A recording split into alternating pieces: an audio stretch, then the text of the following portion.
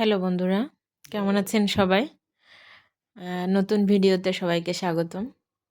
তো আজকে আমরা এসেছি ফরিদপুরের হিমোৎসব 2025। এটা চতুর্থবারের মতো অনুষ্ঠিত হলো। তাইকন প্রেজেন্টস ওয়ারখেলির পক্ষ থেকে হিমোৎসব। তো এখানে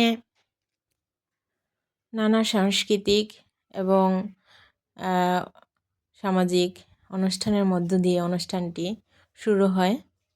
এই অনুষ্ঠানটি মূলত উদ্যোক্তাদের নিয়ে হিমোৎসব হয়।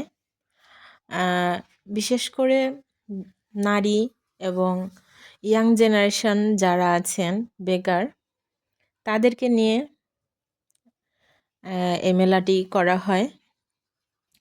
তো সারা বাংলাদেশে তাইকন প্রেজেন্টস এই হিমোৎসবটা প্রতি বছর হয়ে থাকে জেলায় জেলায়। তো ফরিদপুরে অনেক উদ্যোক্তারা রয়েছেন, প্রায় 7,000-এর বেশি হোমমেড প্রতিষ্ঠান রয়েছে। তো এদেরও অনেক সেলস হয়ে থাকে।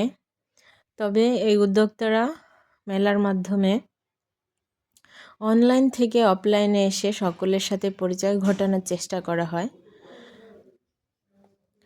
তাই প্রতি বছরই শীতের সময় হিমোৎসবের আয়োজন করা হয়।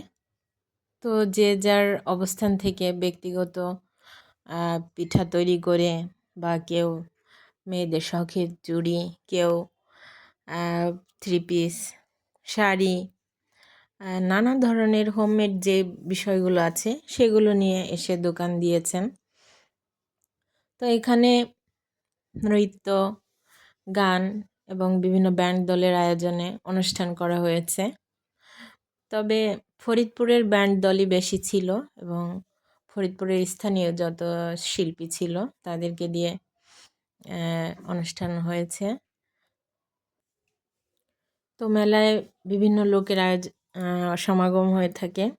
জেলা শহর ছাড়াও আশেপাশের শহর থেকে আগত দর্শনার্থীরাও মুগ্ধতায় মেতে ওঠেন এমন উৎসবে। পোশাক, ঘর সাজানোর উপকরণ থেকে নানা রকমের জুয়েলারি দোকান রয়েছে। মেলায় প্রায় 35টি দোকান ছিল। মেলাতে হস্তশিল্প, কুটির শিল্প, ছাদ কৃষি এবং বিভিন্ন ধরনের কেক তৈরি নিজেদের উদ্যোগে সেই রকম দোকান রয়েছে। তো খাবার এবং পাশাপাশি পোশাক সকল ধরনেরই দোকান ছিল। মেলাতে বেশ বেচাকেনা হয়েছিল। 3 দিন 23শে জানুয়ারি, 24শে জানুয়ারি এবং 25শে জানুয়ারি, এই 3 দিন হিমোৎসবটা ছিল। পাশাপাশি তারুণ্য মেলাটাও ছিল ফরিদপুর রাজেন্দ্র কলেজে। তবে হিমোৎসবে অনেক বেশি লোকজনের আয়োজন হয়েছিল। শীতের মৌসুমে কোনো অনুষ্ঠান হলে সবাই সেখানে যাওয়ার চিন্তা ভাবনা করে। তো শহরের মানুষ কোথাও কোনো অনুষ্ঠান হলে সেখানে যায়। তো বিভিন্ন দোকান থাকার কারণে জুয়েলারি দোকানগুলোতে অনেক বেশি ভিড় ছিল। ভালো ভালো কিছু জুয়েলারি ছিল যেগুলো দেখতে আসলে অনেক সুন্দর ছিল। কেনাকাটাও বেশ চলছিল, কেননা যেখানে অনেক বেশি কাস্টমার থাকে সেখানে কেনা বেচাটাও একটু বেশ ভালো হয়।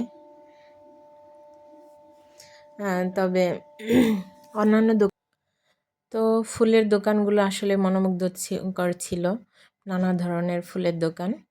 তো বন্ধুরা, ভিডিওটি কেমন লাগলো অবশ্যই কমেন্টে জানাবেন। আর চ্যানেলটি সাবস্ক্রাইব না করলে অবশ্যই সাবস্ক্রাইব করবেন এবং পাশে থেকে অবশ্যই সাপোর্ট করবেন। ভালো থাকবেন সবাই। ধন্যবাদ সবাইকে।